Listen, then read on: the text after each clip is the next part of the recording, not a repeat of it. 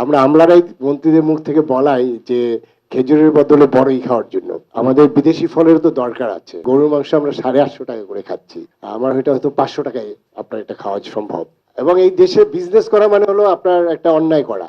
আমার যেটুকু ঘাটতি আছে, আমি হয়তো 50 টাকা কেজি যখন হবে তার উপরে গেলে আমি তখন বর্ডারটা কিছুটা হলেও আমি খুলে দেব, যেটা হলো যে মৌসুমি ভাবে আমি ট্যারিফটা আরোপ করতে পারি।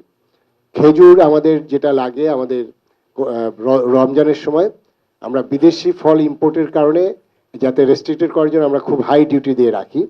এবং এই তখন মন্ত্রীদের বলতে হয়, আমলারাই মন্ত্রীদের মুখ থেকে বলাই যে খেজুরের বদলে বড়ই খাওয়ার জন্য।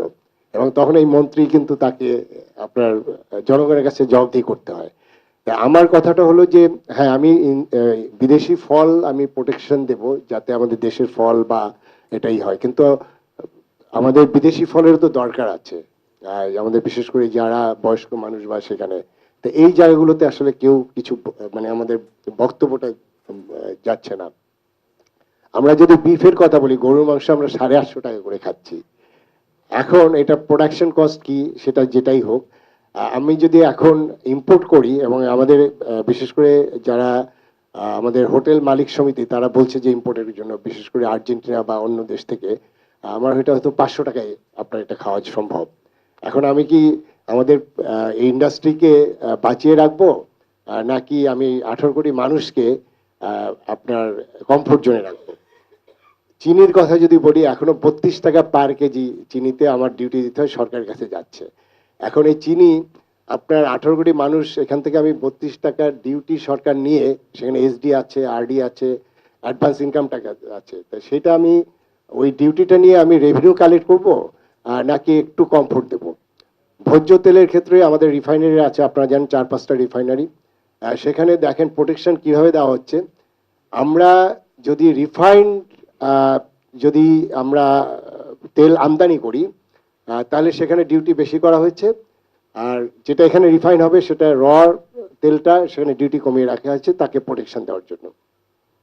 এখন আমি অ্যাজ এ কনজিউমার হিসেবে আমি কি মানে ইম্পোর্টের ক্ষেত্রে আমি এই রেস্ট্রিকশনের কারণে কিন্তু আমাকে বেশি দামে আমার তেল খেতে হচ্ছে। আমি যেহেতু 32 বছর সরকারি ছিলাম, সরকারগুলো মনে হয় যে আমি একটা ভিন্ন ভিন্ন আইল্যান্ডের মতো, দ্বীপের মতো, কোনো কোঅর্ডিনেশন নেই। আর সবচেয়ে আমি মাঝে মাঝে বিজনেসম্যানদের মানে চিন্তা করি যে তারা কিভাবে টিকে আছে, এত বাধা। এবং এই দেশে বিজনেস করা মানে হলো আপনার একটা অন্যায় করা। এবং সত্যিকার অর্থে এখানে আমি বলতে চাই, এখানে অনেক মিডিয়াও আছে, বাংলাদেশে সৎভাবে বিজনেস করার কোনো পরিবেশ আমরা রাখিনি। এই যে সৎভাবে পরিবেশ রাখিনি, এটির জন্য দায়ী কারা? হ্যাঁ, আমরা আমলাতন্ত্র এটার জন্য একটা বড় অংশ দায়ী। আমাদের প্রতিটা জায়গায় যে জায়গাটা আছে যে এখানে আপনার সৎভাবে বিজনেস করবে সে টিকে থাকতে পারবে না, এই জন্য তাকে এই অনেক সময় বাইপাস করে চলতে হবে।